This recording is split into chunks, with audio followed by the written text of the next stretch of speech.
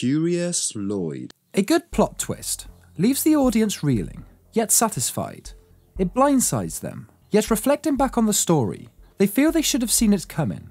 A bad plot twist, however, just leaves them feeling ripped off and betrayed. That's how it works in the movies.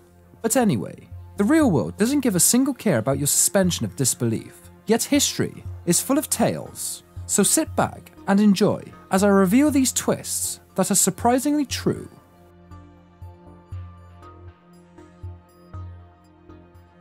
A man once saved Alexander Hamilton from a deadly duel. Hamilton eventually faced Vice President and longtime enemy Aaron Burr in a dramatic 1804 duel where Hamilton missed on purpose, but Burr's bullet found its mark, which is kind of ironic, seeing as only 7 years earlier, Burr had saved Hamilton from a different duel. Hamilton was hot-tempered, who received and handed out around a dozen duel challenges over the years. The vast majority of these didn't amount to much, but an opportunity for both parties to give each other hell for a while and let things cool down. But in 1797, Hamilton found himself in a serious dueling situation. He was entangled in a government-fund misuse investigation and an adultery scandal, and became convinced that the future president, James Monroe, had something to do with his antics, leaking to the press. So Hamilton sent Monroe a summary mentioning that Monroe should bring a friend when they'd meet, which was a common euphemism for dueling. The angry Monroe promptly accepted, and when they met in person, the two men were so close to trading blows that they had to be physically restrained. So the duel was on, but to facilitate negotiations, Monroe appointed an old friend to act as a negotiator, Aaron Burr.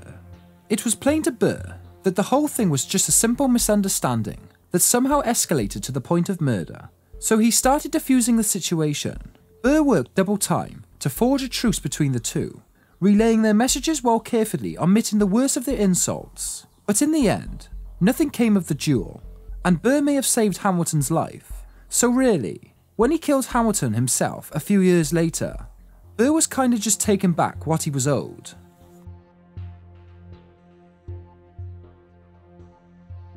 Abraham Lincoln created the Secret Service on the day he was assassinated. Not many people know this, but Abraham Lincoln was the 16th President of the United States, freer of slaves and rocker of top hats. He was assassinated in the theatre by John Wilkes Booth. They even made a movie, although the part about vampires might not be historically accurate, but the rest really happened. But wait, why was some loony actor able to get into the president's private box and shoot him in the head anyway? You're probably questioning, where the hell was the Secret Service at the time? Well, it was literally their first day on the job. They had just been authorised into existence by Lincoln himself on the very same day that he was killed. But to be fair, Lincoln did not intend the Secret Service to be the platoon of presidential bodyguards that it is today. Lincoln envisioned the Secret Service as an elite fighting force against the #1 enemy plaguing America at the time, which was disastrously money counterfeiters. That's totally still their responsibility, by the way. The whole "let's try and keep the president alive" thing just sort of fell upon them. The Secret Service is the government equivalent of your co-worker who never complains, and just gets more work piled upon them because of it. In 1867, they became responsible for detecting persons perpetrating fraud against the government, leaving them to deal with stuff like land fraud, mail robbing, smuggling, and the Ku Klux Klan. When William McKinley was assassinated in 1901, their to-do pile was hastily updated to include, oh, also try and keep the president alive, and the rest is history.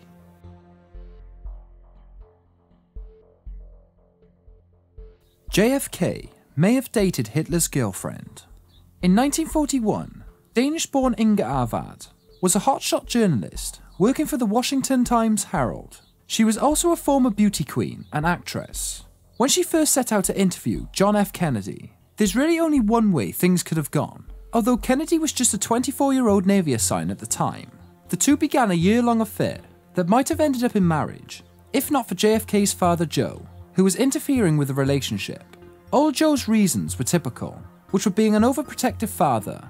He objected to the minor detail that Arvad was in fact already married, but also, he was kind of worried about the FBI actively investigating her as a possible Nazi spy, and he wasn't super keen on the rumours that she might have also been seeing Hitler. But you'll notice, this was a bit of a problem for a politically oriented family in a country that just declared war against Germany. In fact, Kennedy promptly featured on the FBI surveillance tapes of Avad, known as a mysterious suitor, Jack, well before someone figured out who he really was. Now you see, Avad's illustrious journalistic career included covering the 1936 Olympics in Berlin. There, she caught the eye of the old Chaplin stash, who became infatuated with the perfect Nordic beauty, so the Führer invited Avad to watch the games from his private box, and made her his personal guest. The two remained inseparable for the entirety of the event. But JFK wasn't super excited upon learning about the FBI investigation, especially since that meant the police now had plenty of surveillance material on his habits. More so, Kennedy was bothered by the fact that he had actually talked with Avad. She knew his deepest insecurities and most hidden vulnerabilities. She knew about his medical issues and how he worried he wouldn't live up to his older brother. And now, the FBI knew all of that too.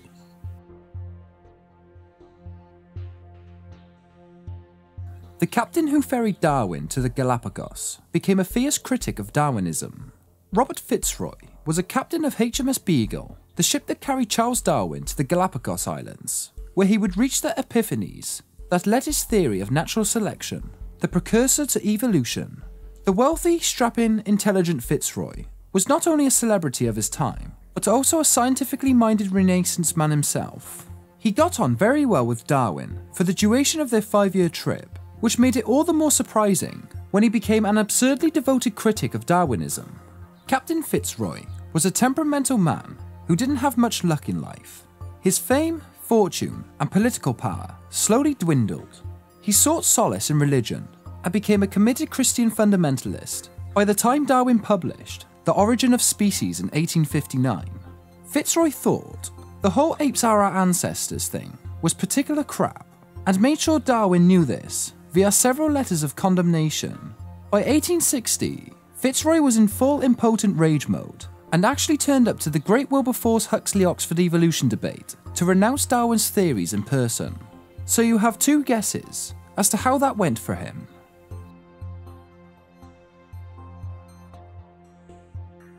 The former FBI agent who tried to warn everybody about the impending Al-Qaeda attacks died on 9/11.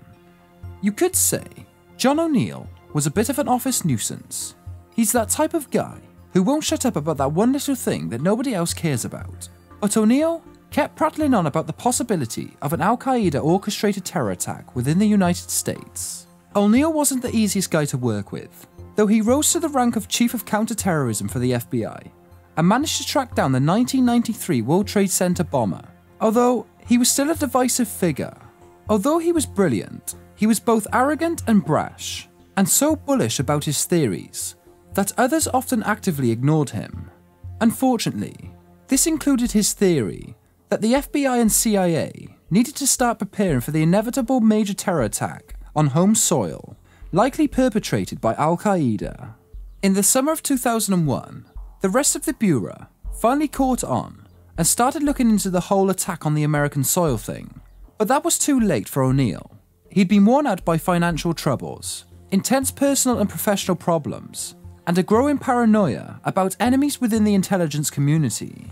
In search for greener pastures, O'Neill left the FBI and got himself a cozy, lucrative new job as the chief of security at the World Trade Center in New York. Mere weeks into his new job, O'Neill was on the receiving end of the exact worry that had cost him his last job and landed him in his new one.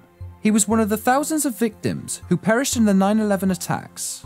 But all I can say is that I hope his last words were, "I told you so," because nobody has ever earned them more.